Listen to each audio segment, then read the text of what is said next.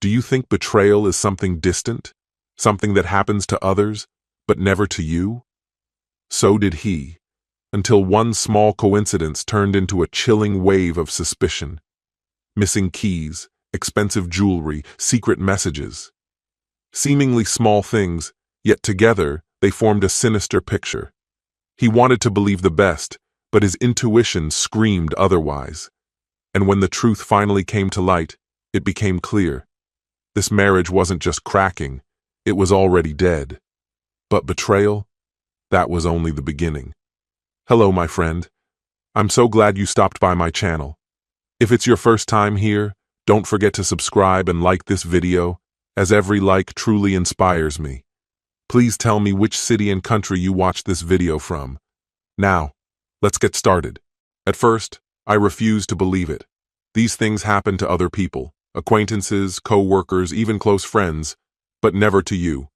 You convince yourself that your relationship is different, that the late nights, the urgent calls during dinner, the sudden business trips are all just part of the job, minor disruptions in an otherwise stable life. That's what I told myself about Amelia. Her work had taken over, slowly at first, an occasional late evening, an early morning rush. But soon, it became all-consuming. She'd come home exhausted, barely acknowledging me before heading straight for the shower. Our weekends, once sacred, were swallowed by extra assignments. Things are crazy at work, she would say. I'm barely keeping up. I wanted to believe her, I really did. But it got harder. The little things built up. She stopped reaching for me in bed. The random messages she used to send throughout the day just to check in. Gone. We had our own inside jokes, small traditions that made us feel connected, but now it felt like I was living with a stranger instead of my wife. Then came another business trip, 3 days away. I tried to push aside the unease creeping in, telling myself I wasn't the jealous type. It was just work, like always. But when she returned, something felt different. I was making coffee when she walked by, dragging her suitcase toward the bedroom. That trip was exhausting, she murmured, her voice thick with fatigue. I watched her disappear down the hallway, my stomach twisting. Something was off. Minutes later, as I passed by our room, something caught my eye. Her suitcase lay open on the bed, neatly packed clothes arranged just so. But peeking from beneath them was a delicate strip of black lace, lingerie, expensive. Unlike anything she usually wore. Amelia preferred soft cotton, cozy loungewear, not this. For a moment, I considered asking about it, but I hesitated. Maybe she bought it on a whim. Maybe it meant nothing. Still, the doubt settled deep in my gut. I told myself it wasn't worth an argument. So, I let it go, like a fool. 2 days later, Amelia borrowed my car. Her own was having trouble again. Something about the battery. She needed to run errands and asked if she could take mine. Without thinking, I handed over the keys. Just don't forget to fill up the tank, I joked. She gave me a quick smile before heading out. The next morning, as I was getting ready to leave, I reached for my car keys. They weren't where I usually left them. I checked the kitchen counter. Nothing. The hallway table, empty. My jacket pockets, still no sign. A frown formed between my brows. I never misplaced my keys. Then it hit me. Amelia had them last. Maybe she forgot to put them back. I walked into our bedroom. The sound of running water came from the bathroom, steam curling through the cracked door. She was in the shower. Her purse sat on the nightstand, slightly unzipped. I hesitated. I had never gone through her things before, never felt the need to. But these were just my keys. Right? It wasn't snooping, just a quick check. I reached in, fingers searching for the key fob. Instead, they brushed against something small and smooth. A box. A jewelry box. My breath caught as I pulled it out, flipping it open. Inside, cushioned in plush velvet, was a diamond necklace. Elegant, dazzling, expensive. My stomach dropped. Where had this come from? One thing was certain, I hadn't bought it. If Amelia had treated herself, she would have shown it off, soaking in the compliments. She loved attention, but she hadn't mentioned this necklace. I stood frozen, the open box in my hands, my mind racing. First the lingerie, now this. Something was very wrong. I wanted to believe there was a reasonable explanation, a gift from a friend, a work-related reward. But deep down, I knew better. That night, I barely spoke. She didn't seem to notice. Her attention was locked on her phone, fingers moving quickly across the screen. Whatever conversation she was having, it held her completely. She didn't glance up, didn't sense the tension thick in the air, didn't ask if I was okay. When she finally fell asleep, I made a decision. I waited until her breathing slowed, steady and deep. Then, carefully, I reached for her phone on the nightstand, slipped out of bed, and settled into the living room. My hands shook as I unlocked it. I didn't want to find anything, but I had to know. I searched. Messages, normal, emails, routine, call logs, nothing suspicious, no unknown numbers, no late-night conversations. And yet, the unease wouldn't leave. No solid proof, no concrete evidence, just an unshakable feeling gnawing at my insides. I wasn't imagining things. Something wasn't right. But without anything tangible to back it up, I was left grasping at shadows. So the next morning, I made a decision. I hired a private investigator.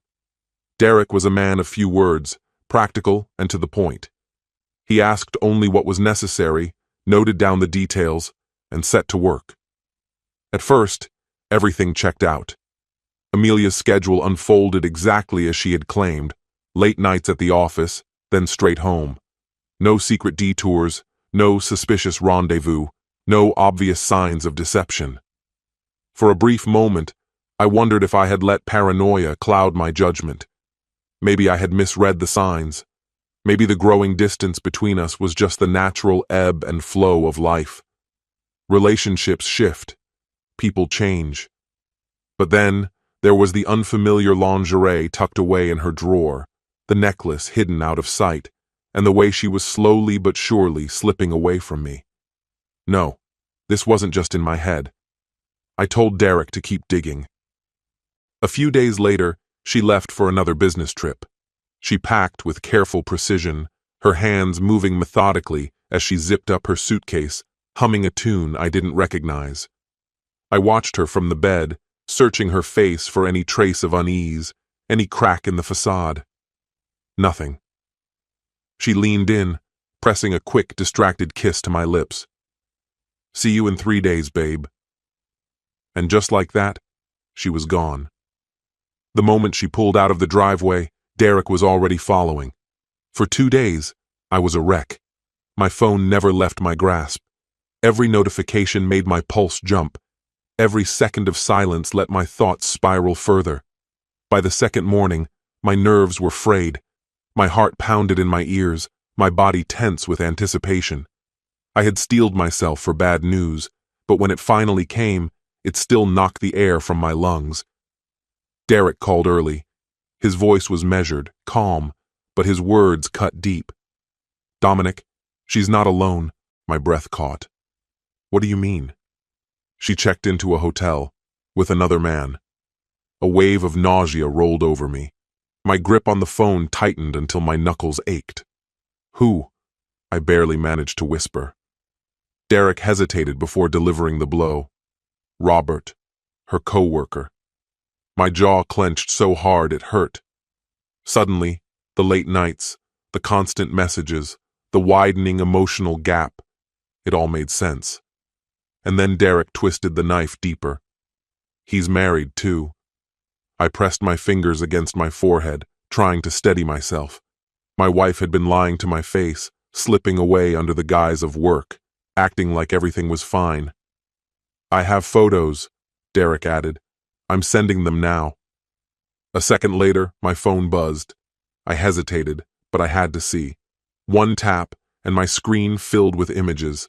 Amelia and Robert at the hotel bar, their laughter unrestrained, their body language too familiar. Another shot, her fingers brushing his hand, her eyes on him in a way I hadn't seen in years.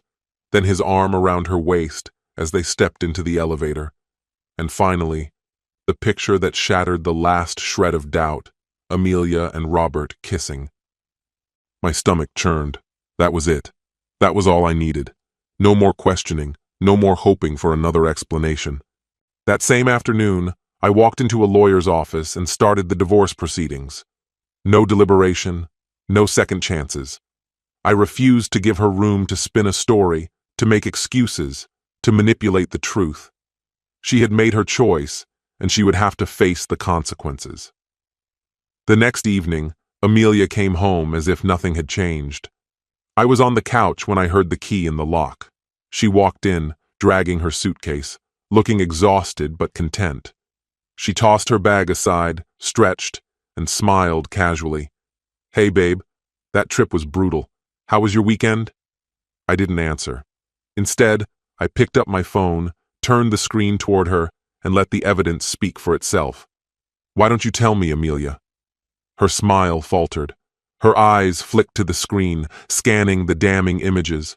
Her and Robert at the bar, their hands touching, their bodies close, and finally, the kiss. For a long moment, she said nothing.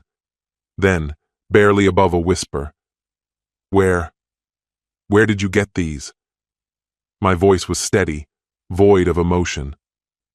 "Does it matter?" Her gaze snapped up to meet mine, and then she did something I'll never forget. She laughed, a soft, breathless, disbelieving laugh. "Dominic, this isn't what it looks like." A bitter chuckle escaped me. "It's exactly what it looks like." "No. She stopped, shaking her head as if she could somehow undo what had already been exposed. "It wasn't like that. I mean, yes, things happened, but what?" I cut her off, stepping closer. "But I wasn't supposed to find out." Her mouth opened, but no words came. And in that silence, I saw it. The truth. She was never going to tell me. Had I not uncovered the truth, had I not taken the step of hiring an investigator, she would have continued her deception, coming home to me, pressing her lips against mine right after they had been on him, lying beside me at night while giving herself to another man in some cheap hotel room. My jaw clenched, my entire body tense with a simmering rage just beneath the surface. She tried again, her voice unsteady, quieter this time. "Dominic, I didn't mean—" I silenced her with a sharp shake of my head. "I don't care, Amelia." My stare was unwavering, my voice like ice. "Pack your things. You're leaving." Her composure cracked, her frustration boiling over. "You're really going to throw away 7 years over this?" A dry, humorless laugh escaped me. "You did that the moment you walked into that hotel with him." Tears welled in her eyes, her hands shaking as she reached out. "Dominic, please. We can fix this. It didn't mean anything. I love you." I inhaled deeply, steadying myself. "Your things will be sent to your parents. You can explain why." Her face crumbled. A sob tore from her throat, raw, desperate, but I was unmoved. She reached for her suitcase with trembling fingers, her shoulders quaking as she made her way to the door. For a moment she hesitated, waiting, hoping I'd call her back. I didn't. She walked out. And me? I was far from finished. After she was gone, I sat motionless for a long while, lost in thought. Then, I took action. She wasn't going to walk away from this unscathed, as if her betrayal carried no weight. The first step was simple. I found her parents' contact and sent them the photos. Amelia and Robert at the hotel bar, their fingers intertwined in the elevator, whispering in the hallway, locked in a kiss outside their room. No explanations. Just one message. "This is who your daughter really is. I'm done with her. Expect her things soon." Then I sent them to Robert's wife. My words were brief, devoid of emotion. "Thought you should know. Your husband has been cheating with my wife." Her response came almost instantly, stark and final. "Thank you. I'm leaving him. No anger, no pleas for confirmation, just certainty." I stared at my screen, my grip tightening around my phone until my fingers ached. She deserved better than him. And I deserved better than Amelia. In just a few short hours, she had lost everything: her marriage, her home, her reputation. And for the first time in what felt like forever, I could finally breathe. The first few nights alone in the house were strange, not because I missed her, but because of the newfound lightness, the absence of tension. No more empty conversations, no more forced smiles, no more pretending. Months passed. The divorce was finalized. I made sure she left with nothing, not a penny, not a keepsake, not a single reminder of our life together that wasn't stained by her own betrayal. While her world fell apart, I rebuilt mine. I sold the house, moved into an apartment untainted by the ghosts of our failed marriage. I poured myself into work, into the gym, into anything that made me feel alive again. Then, weeks later, I heard the final twist of the knife. Robert had dumped her. After tearing apart 2 marriages, after throwing away 7 years with me, the man she had risked everything for discarded her like she meant nothing. When I heard the news, I nearly laughed. He had used her for what he wanted, a brief escape, a meaningless thrill, but he had never planned to keep her. She had lost everything for nothing. She tried reaching out a few times, but I never answered. Then, one night, a mutual friend mentioned seeing Amelia alone at a bar, drink in hand, a hollow look in her eyes. "She looks miserable, man," he said, "like she's got nothing left." I finished my drink and simply nodded. It didn't matter anymore. She was nothing to me. I had reclaimed my life, reshaped it on my own terms, free from the weight of her lies. And that feeling, more than justice, more than revenge, was the greatest victory of all. This story has come to an end. Betrayal is not just a mistake. It is a choice to lie, to hide the truth, to destroy the trust that took years to build. And the scariest part is not the act of cheating itself, but how easily a person can pretend, live a double life, and deceive until they are exposed. But the truth always comes out. And with it comes the realization: trust is fragile, and it can be shattered in an instant. If someone close to you has betrayed you, don't look for excuses. Respect yourself. Don't hold on to lies. Life goes on, and there will always be room for people who truly value you and your loyalty. What's your opinion? Share it in the comments, my friend. And if you liked this story, check out other exciting videos on my channel. I'll say goodbye until the next video. See you.